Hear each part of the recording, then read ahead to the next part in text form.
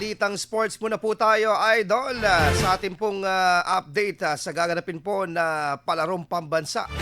22 batang atleta po mula po sa Dagupan City ang sasabak sa 2025 palarong pambansa sa Ilocos Norte. Ito pong inanunsyo kahapon po sa flag raising ceremony. Ang pagbiyahe po ng mga atleta sa naturang probinsya sa pangunguna po ng Dagupan City Sports Commission at Sports Development Office. Kabilang sa mga sports na sasalihan po ng mga atleta ang chess, gymnastics, arnis, basketball, boxing, taekwondo, wrestling at swimming. Kasama rin po ang mga atleta na sa kanilang mga coach at sports officials na magbibigay ng suporta habang sila po'y lumalaban sa pambansang torneo.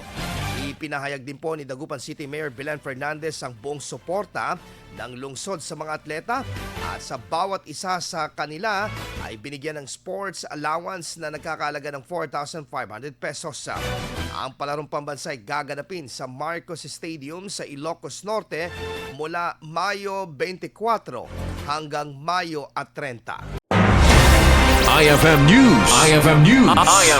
IFM News.